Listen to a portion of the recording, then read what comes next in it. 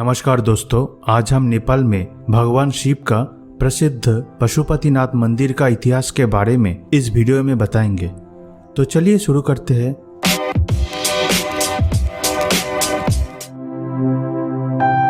भगवान शिव का पवित्र और प्रसिद्ध पशुपतिनाथ मंदिर नेपाल के काठमांडू में स्थित है।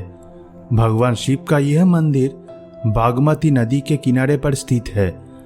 इस मंदिर का निर्माण कई साल पहले हुआ था और इस मंदिर का निर्माण कैसे हुआ इसके पीछे भी एक रोचक कहानी है। भगवान शिव का यह पशुपतिनाथ मंदिर बहुत ही बड़ा और महत्वपूर्ण मंदिर है। पशुपतिनाथ के दर्शन करने के लिए हर साल हजारों लोग इस मंदिर में आते हैं। जब कोई भी व्यक्ति अपने जीवन के अंतिम पड़ाव पर आकर पहुंचता है तो उस वक्त वो पशुपतिनाथ के दर्शन करने के लिए आता है और अपने आखिरी समय में भगवान के दर्शन करने के बाद यह की पवित्र नदी बागमती के दर्शन करता है और अपने साथ में इस पवित्र नदी का जल ले जाता है। लोगों का ऐसा मानना है कि किसी इंसान ने अपने जिंदगी में कितने भी बुरे कर्म किए हो, मगर वो जब इस मंदिर में भगवान के दर्शन के दौरान मर जाते हैं तो उसे दोबारा मनुष्य का ही जन्म मिलता है। इस मंदिर का निर्माण 15वीं शताब्दी में लच्छावी राजा सुपुष्पा ने करवाया था, क्योंकि इससे पहले यहाँ की सभी इमारतें खराब हो चुकी थी। इस मंदिर के निर्माण के बाद यहाँ पर बहुत सारे मंदिर बनवाए गए। 14वीं शताब्दी में यहाँ पर राम मंदिर के साथ में वैष्णव मंदिर भी बनवाया गया था और 15वीं शताब्दी में गुणेश्वरी मंदिर का निर्माण भी करवाया गया था। इस पशुपतिनाथ मंदिर के उद्गम के बारे में कई सारी कहानियां हैं। एक कहानी के अनुसार भगवान शिव और माता पार्वती काठमांडू घाटी में आए थे और उनके इस सफर के दौरान दोनों ने भी कुछ समय के लिए बागमती नदी के किनारे विश्राम किया। उस जगह की सुंदरता को देखकर भगवान शिव काफ़ी प्रभावित हुए और उन्होंने और देवी पार्वती ने हिरण का रूप ले लिया और दोनों जंगल में घूमने लगे। काठमांडू की घाटी में ऐसी बहुत जगह है जहाँ पर भगवान शिव हिरण के रूप में घूमे थे। कुछ समय गुजरने के बाद लोगों ने और देवताओं भगवान शिव को ढूंढना शुरू कर दिया। उन्होंने भगवान को कई सारी जगह पर ढूंढने की कोशिश की और आखिरी में भगवान उन्हें जंगल में मिले, लेकिन भगवान शिव ने जंगल छोड़ने से मना कर दिया। थोड़ी देर सोचने के बाद भगवान शिव ने एक बात घोषित कर दी कि वो इस बागमती नदी के किनारे हिरण के रूप में बहुत समय तक रहे, इसीलिए वो अब सभी प्राणियों के देवता पशुपतिनाथ नाम से पहचाने जाएंगे।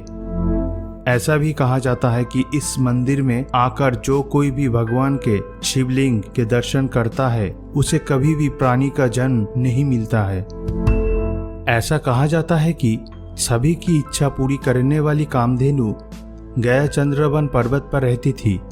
हर रोज कामधेनु पर्वत से नीचे आती थी और इस जगह पर भगवान शिव का शिवलिंग था। उस जगह पर दुग्ध अभिषेक करती थी। हजारों सालों तक कामधेनु हर रोज यही काम करती थी।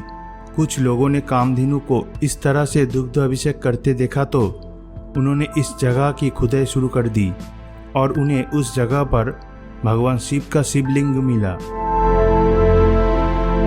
इस पशुपतिनाथ मंदिर को नेपाल की पैगोडा शैली में बनाया गया। इस पैगोडा शैली में सभी संरचनाएं घन के आकार में बनाई जाती थी और इसमें लकड़ी से बनाए हुए छत का इस्तेमाल किया जाता था।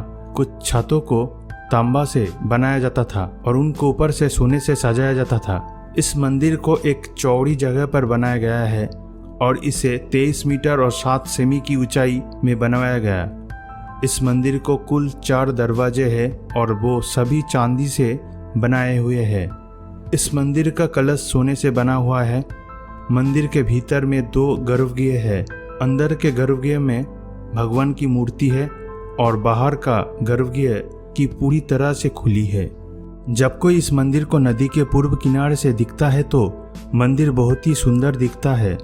बागमती नदी के पश्चिम किनारे पर पंचदेवल नाम का मंदिर भी है, लेकिन अब इस मंदिर में केवल गरीब और अकेले बुजुर्ग लोगों के रहने की जगह है।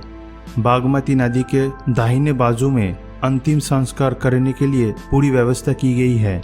इस जगह पर अंतिम संस्कार करना एक आम बात मानी जाती है। किसी भी पर्यटक को यहाँ पर एक न एक अंतिम संस्कार देखने को मिलता है। जो पर्यटक बाहर देश से आते हैं उनके लिए ये एक नया अनुभव होता है। यहाँ के सभी साधु एक योगी की तरह ही हमेशा घूमते रहते हैं और वो हमेशा ध्यान करते हुए दिखाई देते हैं, क्योंकि उन्हें इस जन्म मरण के चक्र से मुक्ति चाहिए। सभी साधु पशुपतिनाथ के गुफा में ही रहते हैं।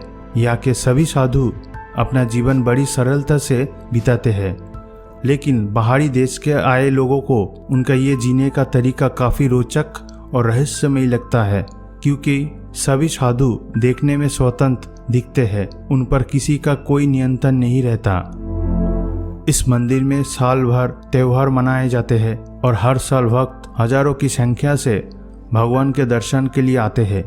इस मंदिर में महाशिवरात्रि, चतुर्थी और तीज का त्योहार बड़े उत्साह से मनाया जाता है। इन त्योहारों के दौरान सभी भक्त बड़ी संख्या आते हैं और भगवान के दर्शन लेते हैं।